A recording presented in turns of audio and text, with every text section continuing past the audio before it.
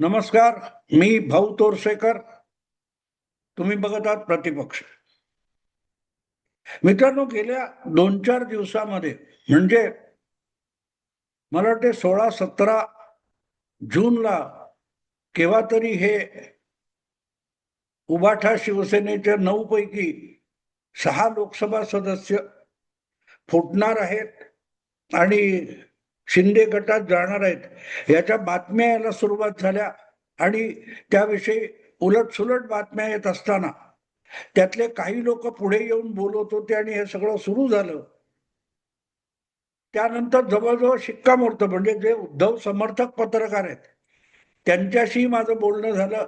त्यांचे फोन आले होते की हे खरंच 6 फुटले तर मग उभाठा शिवसेनेला काही भविष्य आहे की नाही अशी विचारणा या उद्धव समर्थक पत्रकारांनी माझ्याकडे केली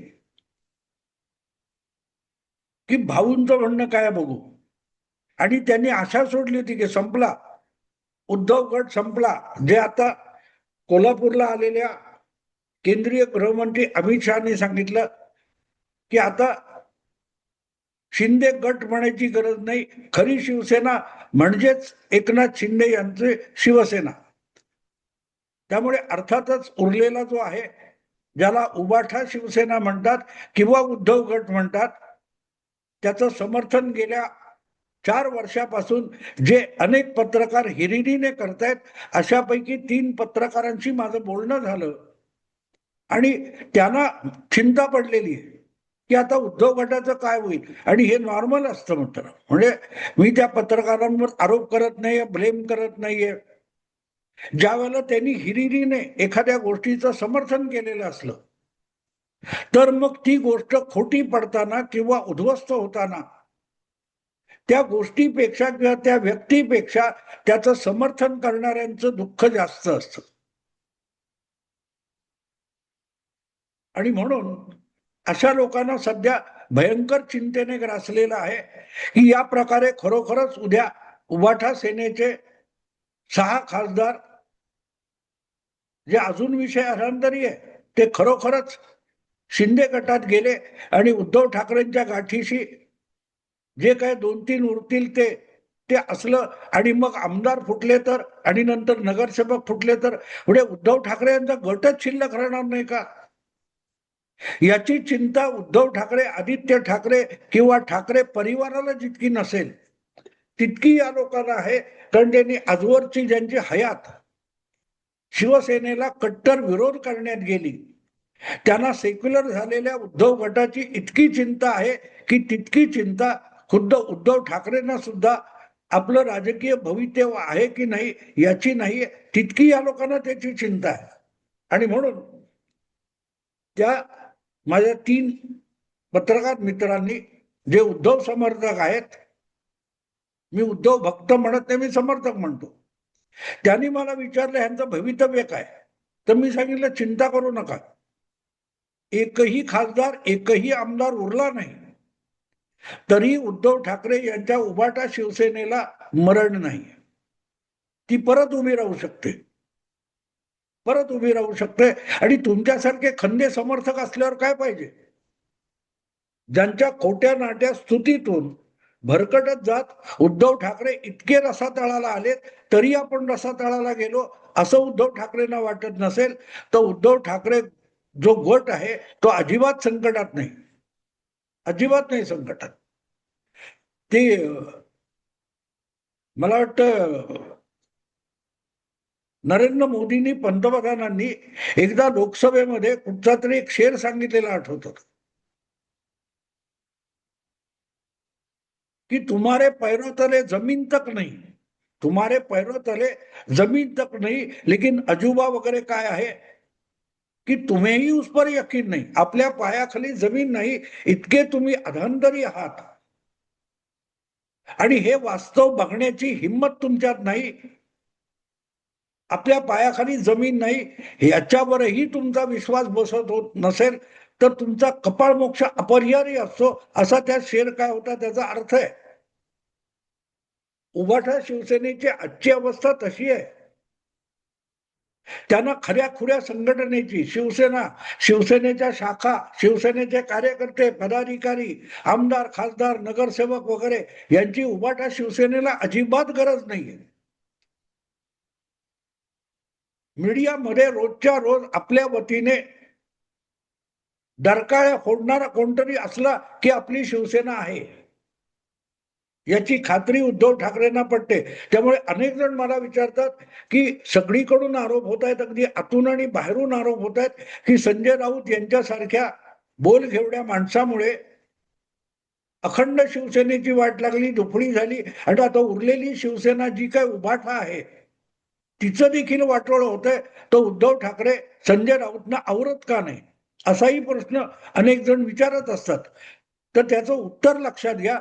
उद्धव ठाकरेंना खऱ्या खुऱ्या जमिनीवरच्या वास्तवातल्या शिवसेनेशी किंवा संघटनेशी कसलंही कर्तव्य नाही. त्यांना मीडियामध्ये रोजच्या रोज उभाठा शिवसेनेच्या बातम्या आल्या पाहिजेत याची चिंता असते. आणि ते काम जर संजय राऊत अत्यंत इमाने, इतबारे आणि निष्ठेने पूर्ण करत असतील तर त्यांनी संजय राऊतना बाजूला करून कसं चालेल. मित्रांनो, तुम्हाला आठवतं का ज्या वेळेला एकनाथ शिंदे 4 वर्षापूर्वी शिवसेना सोडून बाजूला झाले, त्यानंतर उद्धव ठाकरे यांनी या सगळ्या लोकांना धडा शिकवण्यासाठी जे कोणी शिवसेना सोडून गेलेले 40 आमदार होते त्यांना धडा शिकवण्यासाठी ठाण्याच्या टेंभी नाक्यापासून सुरुवात करायची आणि अख्खा महाराष्ट्र पिंजून काढायचा आणि कोल्हापूरच्या बिंदू चौकामध्ये त्या प्रबोधन यात्रेची सांगता करायची आणि या बंडखोर गद्दारांच्या विरोधात रान पेटवायचं अशी घोषणा जाहीररित्या केलेली होती. आठवतं तुम्हाला. आणि टेंभी नाका का, तर एकनाथ शिंदे हे आनंद दिघे यांचे अत्यंत भक्त आहेत, पट्ट शिष्य आहेत, कल्याण शिष्य आहेत. आणि त्यामुळे एकनाथ शिंदे यांचं केंद्रस्थान कुठचं तर टेंभी नाका. आणि म्हणूनच टेंभी नाक्यापासून सुरुवात करायची आणि कोल्हापूरच्या बिंदू चौकामध्ये अख्खा महाराष्ट्र पिंजून थांबायचं ही गर्जना, ही डरकाळी उद्धव ठाकरेंनी फोडली होती. पुढे काय झालं त्या प्रबोधन यात्रेचं आठवतं तुम्हाला. मला आठवतं त्याप्रमाणे त्या प्रबोधन यात्रेची सुरुवात करायला सुद्धा उद्धव ठाकरे टेंभी नाक्यापर्यंत, वांद्र्यापासून ठाण्यापर्यंत गेले नाहीत. ती प्रबोधन यात्रा उभाठा शिवसेनेचे दुसरे लढवय्ये आणि आता कोकणात उरलेला एकमेव उभाठा शिवसेनेचा आमदार भास्कर जाधव यांनी सुरू केली.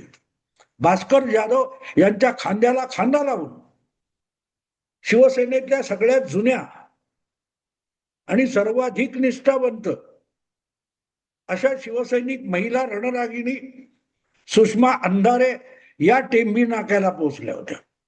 तेव्हा भास्कर जाधव आणि सुषमा अंधारे यांनी ती प्रबोधन यात्रा सुरू केली होती.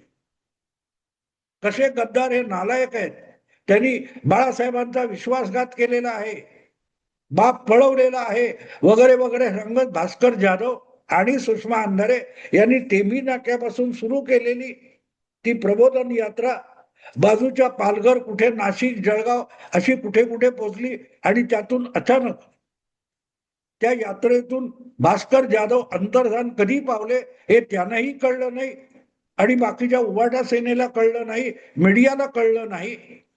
उद्धव ठाकरेंना कळायचा विषयच येत नाही. ही सगळी मी आठवण एवढ्यासाठी करून देतो की असे 2-4 महिने गेले आणि एक दिवस कुठेतरी मराठवाड्यात काय असं कुठच्या तरी मराठवाड्यातल्या एका शहरामध्ये सुषमा अंधारे यांच्या त्या प्रबोधन यात्रेची सांगता झाली अशी बातमी आली होती. आणि त्यासाठी खास संजय राऊत त्या सांगता करण्यासाठी सांगता समारंभाला अगत्याने हजर राहिले होते. याची मी आठवण का देतो की शिवसेना उभाठामध्ये आजकाल जे कोणी निष्ठावंत आहेत आणि सर्वात जुने आहेत ते कोण कोण आहेत हे तुम्हाला कळावं म्हणून सांगतोय. सुषमा अंधारे या माझ्या मते सगळ्यात जुन्या शिवसैनिक आहेत. कदाचित शिवसेनेची स्थापना होण्यापूर्वीपासून सुषमा अंधारे ह्या शिवसैनिक होत्या. मग मध्यंतरी त्या आता बामसेफ मध्ये गेल्या असतील, राष्ट्रवादीमध्ये गेल्या असतील, आणखीन कुठे बसपामध्ये गेल्या असतील वगैरे वगैरे. पण शिवसेनेची स्थापना होण्याच्या आधीपासून आणि कदाचित सुषमा अंधारेंचा जन्म होण्याच्या आधीपासून त्या सगळ्यात जुन्या शिवसैनिक आहेत. कारण कुठेही जरा इकडे तिकडे झालं की चटकन डोळ्यात पाणी कोणाच्या येत असेल तर सुषमा अंधारेंच्या. आणि सुषमाताईंच्या डोळ्यात पाणी आलेलं बघितलं की आदित्य ठाकरे, उद्धव ठाकरे आणि त्यांचा सगळा परिवार यांच्या दुःखाचं पाणी पाणी होऊन जातं. असो, तर त्यामुळे सुषमा अंधारे यांनीच शेवटी ती प्रबोधन यात्रा पूर्ण केली आणि त्याची सांगता झाली होती. पण उद्धव ठाकरे काय गेले नाही. कदाचित त्यांना वाटलं असेल आपण सगळा महाराष्ट्र पिंजत बसलो तर उद्या निवडणुका लढवायला या पिंजलेल्या महाराष्ट्रात आपले मतदारसंघ कुठचे, आपण कुठे लढवायचं हेच कळणार नाही. त्याच्यापेक्षा आपण महाराष्ट्र पिंजायला जाऊ नये, ती प्रबोधन यात्रा सुषमा अक्काला पूर्ण करू द्यावी. मुद्दा असा आहे की आज जे काय 8 खासदार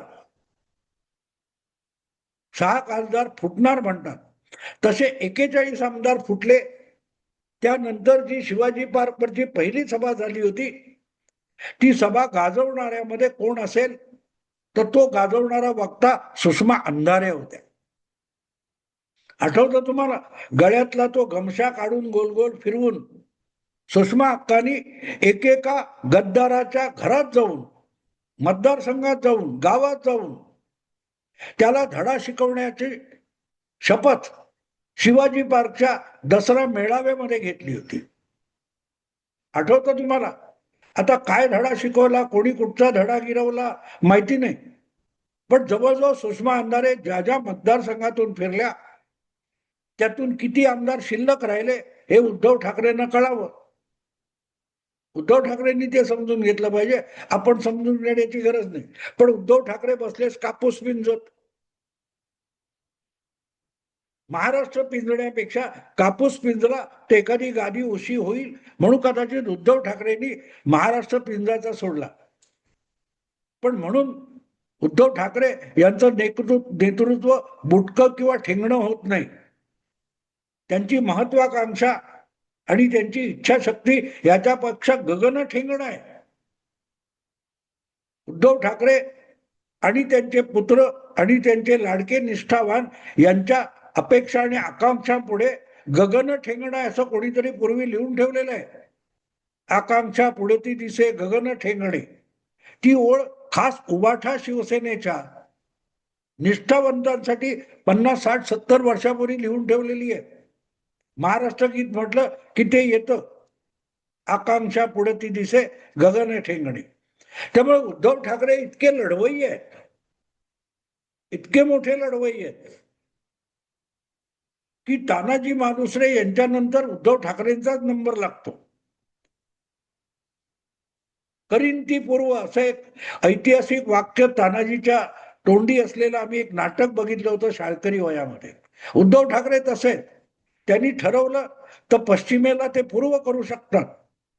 आणि सकाळी महापौर, जुनं महापौर निवास जो आहे शिवाजी पार्कचा, सावरकर स्मारकाच्या बाजूचा, तिथे बसून संध्याकाळच्या सुमाराला सूर्य मावळतो असं जग म्हणतं, तेव्हा उद्धव ठाकरे महापौर निवासाच्या हिरवळीवर बसून उगवता सूर्य बघू शकतात.